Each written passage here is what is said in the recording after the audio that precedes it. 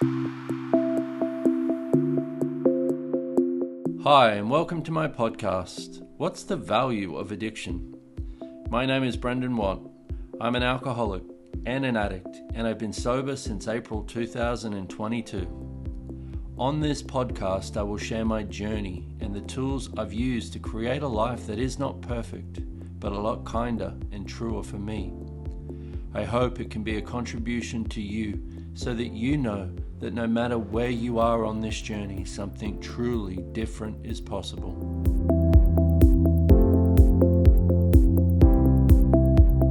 Hey everyone, welcome to the What's the Value of Addiction podcast. Today it is just me, and I'm going to talk to you guys about getting out of your comfort zone.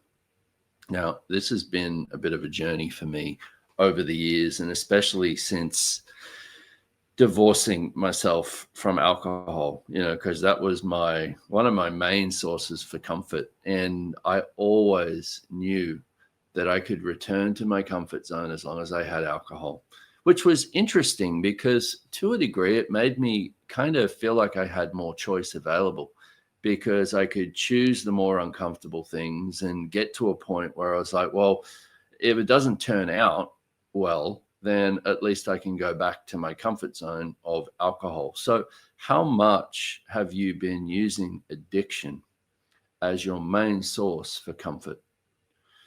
Yeah. And that's just not, the substance addiction. But if we look at, even with the way that the world is right now, how much addiction is there to not being present? Addiction to social media or your phone, addiction to the relationships that take you away from being present in your life, addicted to being distracted or entertained by anything that doesn't allow you to be present.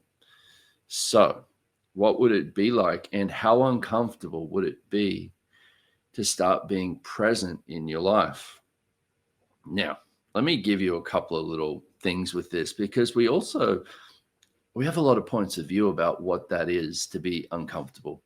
And if you're going to create change in your life, you have to be in this continuous state of uncomfort, meaning it's always feeling like it's a challenge, or, you got to work really hard to have it show up. Well, what if uncomfort could actually come with ease? So where have you misidentified or defined uncomfort as not easy, as it always must be hard work, as it's always a challenge? And where have you defined comfort as it's just all the easy stuff? So one of the gifts I got, I was having a conversation with somebody early on in my sobriety, and he said, look, if you're making the easy choices, you're going in the wrong direction. If you're willing to make the hard choices, you are possibly on the right path. Now, I took this a little bit too literal in the beginning, and I was like, okay, everything needs to be hard for me right now. But what I realized after choosing this way for a couple of weeks, I was like, wait a minute, it is so easy for me to judge myself. It's so easy for me to want to run away and separate from all of this. It's so easy for me to be depressed and miserable. It's hard. It's really uncomfortable for me to have no judgment of myself, especially with whatever was coming up. It's really hard for me to stay present. It's really uncomfortable for me to be present. And I started realizing that it was even uncomfortable for me to have ease. It was uncomfortable for me to have no problems. I remember this years and years ago. I was in a relationship, and I had just started Access Consciousness. I just found these tools. So my life was changing, but I was waking up every morning feeling like I had the elephant on my head again, and I'd had this my whole life. I'd wake up in the morning and I'd just be like, oh my God, where did the happiness go that I went to sleep with? Why do I tend to end up in this pile of poo every day? And I would wake up and this the person that I was living with, she would be like, oh my goodness, everything's amazing and everything's wonderful. And I'm going to change the world today and I'm going to create so much. And she was just this vibrant, joyful being. And I remember one day saying to her, can you stop being so happy? She looked at me like, no. And I realized for me that her joy was uncomfortable, because for me, as much as I said that I desired to change this thing of waking up every day, feeling stuck and yuck and full of impossibilities, it was comfortable to me. Now, on this, let me ask you this. What have you grown up with or created as, let's say, like the structures of your reality energetically that are the comfort zone that you live from? Okay, everything that is, and everything that you aligned and agreed with or resisted and reacted to that creates all of that, can we destroy and uncreate it all? Right and wrong, good and bad, pod and poc, all 100, shorts, boys, povads, creations, bases, and beyonds. Now, that is the Access Consciousness Clearing Statement. If you haven't heard it, you can go to theclearingstatement.com and check it out. Basically, it's your magic wand. And I was going to do these podcasts and be like, well, I don't think I'll use the clearing statement. And I was like, I'm not quite sure how to get to the change that we have available without using it.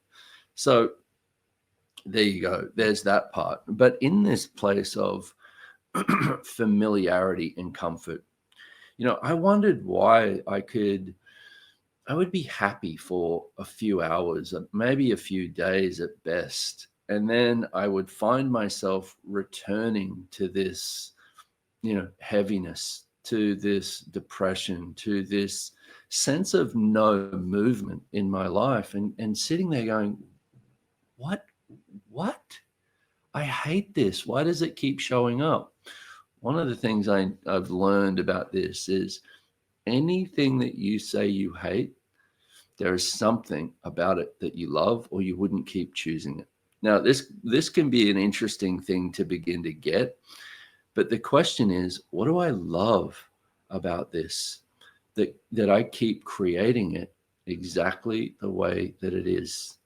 And then ask that question, and when it comes up, just destroy and uncreate it. And you may not even get a cognitive sense of what that is, but you may get a sense of these energies.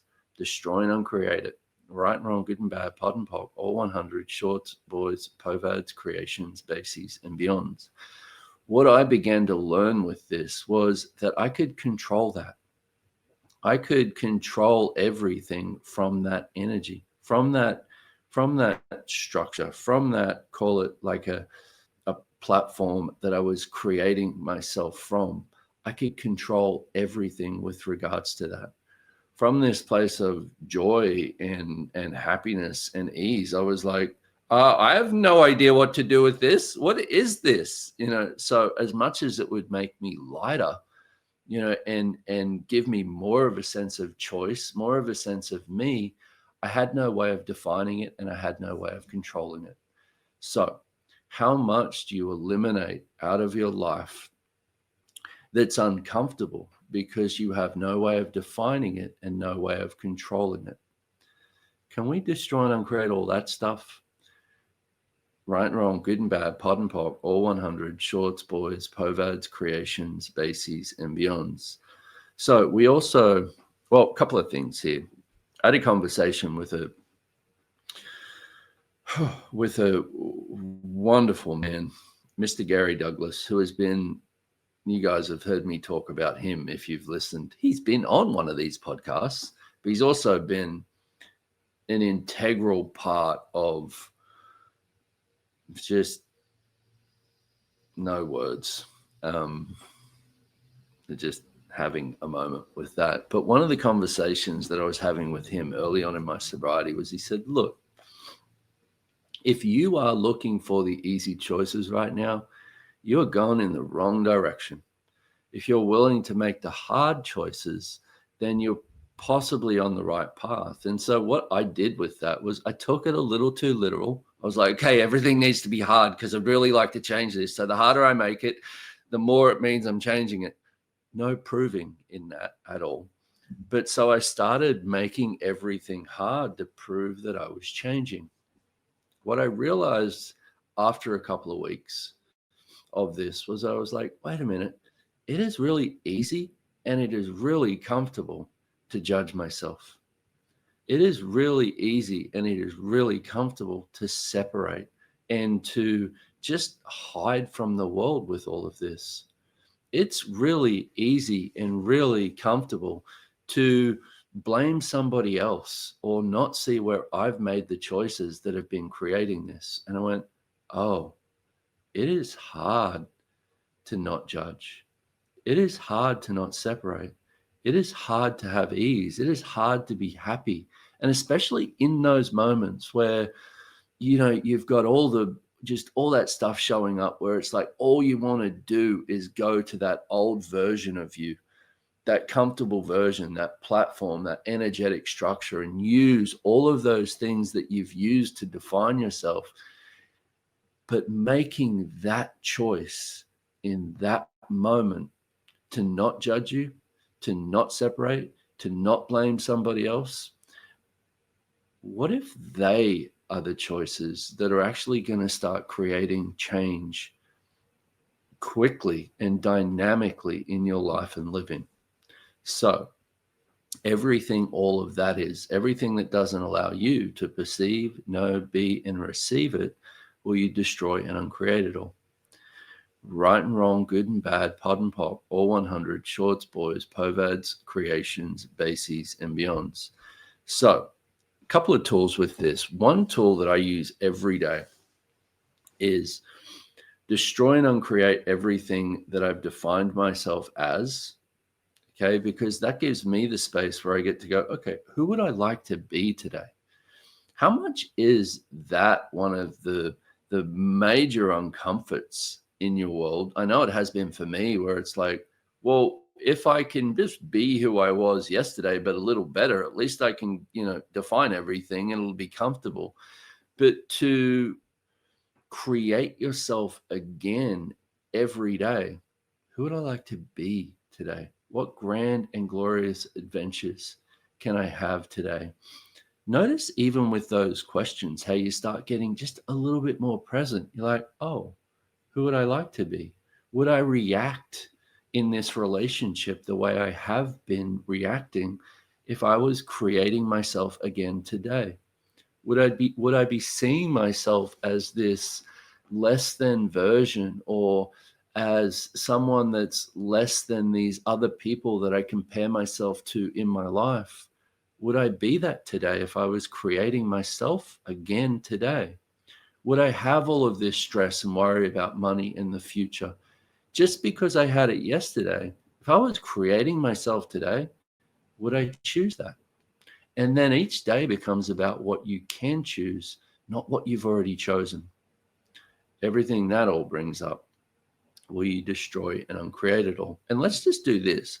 All of those platforms that hold all of that together, all of that stuff that makes you who you were yesterday, that doesn't allow you to recreate, or not even recreate, but create yourself in each moment, will you destroy and uncreate it? Right and wrong, good and bad, pod and pop, all 100, shorts, boys, povads, creations, bases, and beyonds. Okay, let me add something else in here, because I did a lot of Alcoholics Anonymous in the beginning of my sobriety.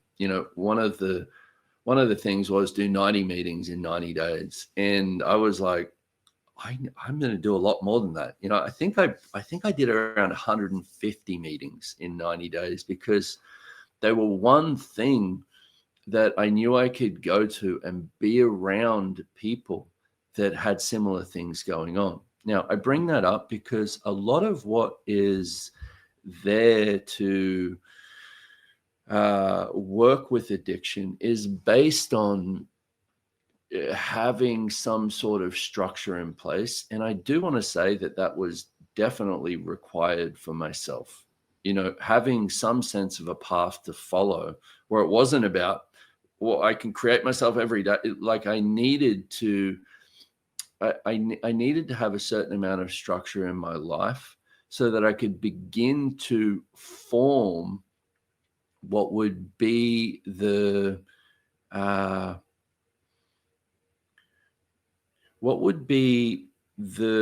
awareness of what my choices had created in my life thus far.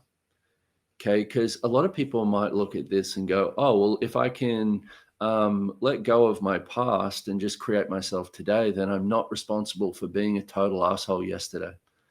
Yeah, well, maybe creating yourself today might be about acknowledging that, yeah, I was a total asshole yesterday. What could I choose today that would make up for that? What could I choose? What could I choose? What could I be different that would allow me to see what that's been creating in my life? So it's not about running away from anything. It's about recognizing that the choices that you've made up until this point have created you up until this point. Now, what else is possible? Now, what else can you create yourself as? And it's interesting also because I freely come out and talk about being an alcoholic. And a lot of people might see that as, a tag or something that I use to define myself. It's not. It's something that reminds me that I have a choice to go backwards if I desire. See, one of the things with me with being an alcoholic is recognizing that I have choice to drink again, but I know what that choice creates. I have choice to go backwards, but I know what that choice creates. So now I don't have to choose it because I don't have to avoid it. How much do we avoid making the choices that keep us in our comfort zone? Everything that is times a godzillion, or you destroy and uncreate it all. Right and wrong, good and bad, pod and poc, all 100, shorts, boys, povads, creations, bases, and beyonds. So another thing with this is, we tend to have a lot of ideas that making the uncomfortable choices, it always has to be the big choices. If I've got to, go out there and change my whole life and make myself uncomfortable in every moment for me to actually be changing. Well, what if it wasn't that much work? So here's a great tool, okay? This was the first tool I ever got with Access Consciousness, and it is the mantra. All of life comes to me with ease and joy and glory. I have a lot of friends who have been doing, using these tools for a long time, and this is still the go-to favorite. All of life comes to me with ease and joy and glory, 10 times in the morning and 10 times at night at least. But use it when any of that kind of monkey mind stuff comes up, anywhere where you kind of feel stuck in something, anywhere where you seem as if you don't have choice, anywhere that you're trying to get it right, anywhere that you're trying to force something into existence rather than being questioned and seeing what shows up as a possibility with it. All of life comes to me with ease and joy and glory. Okay, I want to give you an example of this thing with the comfort zone that was so helpful for me, and in stepping out of the box for myself was, in this period early on in my sobriety where I wasn't sure whether I was going to get through it. I was really just like, what next? All I wanted to do was hide. And I remembered I started looking at, unpacking my life and looking at these different things and looking at just all of that stuff that was coming up for me. And one of the things that I recalled was I was like, wow, I would get really uncomfortable in social situations, any social situations, but put me near a dance floor and I would just lose me. And I was like, and all of these insecurities would come up, all of this judgment would come up So I would do everything that I could to avoid the dance floor. Now, one of the things that I didn't recognize at the time was 99% of that insecurity and judgment was me picking up the insecurities and judgments of everybody basically at the dance floor, thinking the same thing about themselves. Oh my goodness, I don't look cool. I don't fit in. I don't, all of that stuff. How much of everything that you've been aware of in your life, that everything that you've tried to create as comfort to avoid that awareness, how much of that has not been yours? How much of that has been the awareness of everybody else around you? So everything that you have done to buy all of that as yours and then avoid it as if it is yours as a way of creating comfort, will you destroy and uncreate all that? Right and wrong, good and bad, pod and poc, all 100, shorts, boys, povads, creations, bases, and beyonds. Maybe you're starting to get a little bit of a sense of space. So, this thing with dancing, let me tell you, oh my goodness. So anyway, early on in my sobriety, I was just like, you know what? I'm going to start dance lessons. Just the thought of it was like setting me off, all of that stuff was coming up again. And I was like, you know what? I am not backing away from this energy anymore. What is this? What's it going to take for me to change it? And so, I signed up for these dance lessons. And before each one, I would come up with any excuse I could to not go. And I made myself go because one of the things that was stopping me so much in my life, as I had started putting more of my attention on the voices in my head telling me that I couldn't do something, than I had been putting on the fire inside me telling me that I could. And one of the things that you want to get is we get more of what we focus on. We get more of what we put our attention on. So if you're putting your attention on what you can't do, on the doubt, on the fear, on the insecurities, you get more of that. If you start putting more attention on what lights your fire, what inspires you, what makes your world lighter, what makes you like you in any way, you start putting more attention on those things, as much as it might be really uncomfortable. This is the way that you start to get a lot more access to you. So I would choose to do these dance lessons, and after each one, and I did maybe 30 or 40 of these dance lessons, every single time before I went, this doubt was there. Every single time the insecurity was there, and I kept going. And after every single one, I would just get a bit more of me. And here's one of the things also with changing your life is it's not about the big choices. It's about all the little choices. You choosing not to judge you in a moment that you usually would is a little choice. You choosing not to go to fight or reaction in a moment that you usually would is a choice. And those little choices begin to open the doorways that lead you to the bigger choices that you can make in life, but you don't sit back and wait for those bigger choices. So, this dancing thing, it was an experience, I tell you. I even did dance competitions. If you are in my Telegram chat, I'm about to share a little thing in there of a video of me doing some salsa. There you go. I did salsa. I did bachata. I did foxtrot. I did the waltz. It was dance fever. I was going for it. But one of the things that it started doing was started getting me out of my shell. So what have you given up on choosing? Because, well, let's not even go to because, but what have you given up on choosing throughout your life because it doesn't match your current reality, that would bring you so much joy that if you started choosing it again, would allow your life to show up in ways that you can't imagine? Whether that's like dancing, whether that's being in the ocean, whether that's being out in nature, whether that's writing, whether that's, building something, whether that's whatever that is. What would it take for you to start making the choices again that light your fire? Let me ask you this. How much have you stopped making those choices because they don't directly create the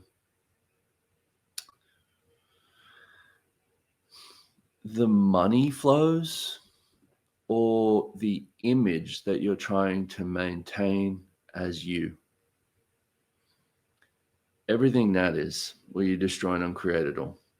Right and wrong, good and bad, pod and poc, all 100, shorts, boys, perverts, creations, bases, and beyonds. What do I mean about money flows? Well, one of the things I found with myself was I'd stopped choosing all of these joyful things because I'd started putting so much of my attention on what I thought I should create as my life, making money, doing all of these different things.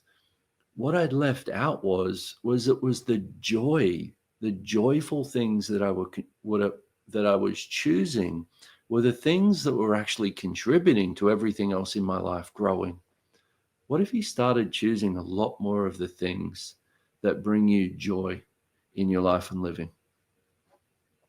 I know that might be a little uncomfortable, but maybe that's the thing, is how uncomfortable would it be to be joyful all of the time? And if you just want to separate from that, I so get it. I have this one friend in my life, Dr. Dane here. A lot of you would have heard of this man.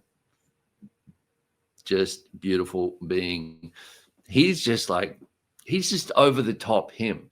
I've had conversations with him about this because he would be one of the people that I would just be like, man, you get too joyful and I just become this less than creature. I just want to separate from you. And he would always say, yeah, how much does that remind you of you? So I have a question. How many of those things that you want to separate from do you separate from because they're the exact thing that remind you of the energy of what it is to be you? If somebody's over the top and joyful and excited and you're like, oh my God, what's wrong with that person? Where have you been that also? Where have you been judged for being too much, that now you're trying to not be too much so that you're acceptable, so that you can fit in? Where have you given up being that? What if you started choosing that again? How uncomfortable would that be? So everything that doesn't allow it, and just play with this if you want to. What I've been doing is, talk that energetic kind of structures and platforms and all of this thing is blah blah. It's just all the platforms I have creating all of this, destroy and uncreate it all. Right and wrong, good and bad, pod and poc, all 100, shorts, boys, perverts, creations, bases, and beyonds. What could you choose today that would be an acknowledgement of what's true for you? What would light that fire in you again? What would inspire you? So, my beautiful friends, thank you for being here with me today. I hope this was a contribution, and I'll see you soon. Bye. Thank you so much for listening. I am grateful for your presence. If you enjoyed this podcast, make sure to subscribe and share it with a friend that might benefit from these conversations. For more resources, check out my website, brendonwatt.com, and what else is possible you have never considered.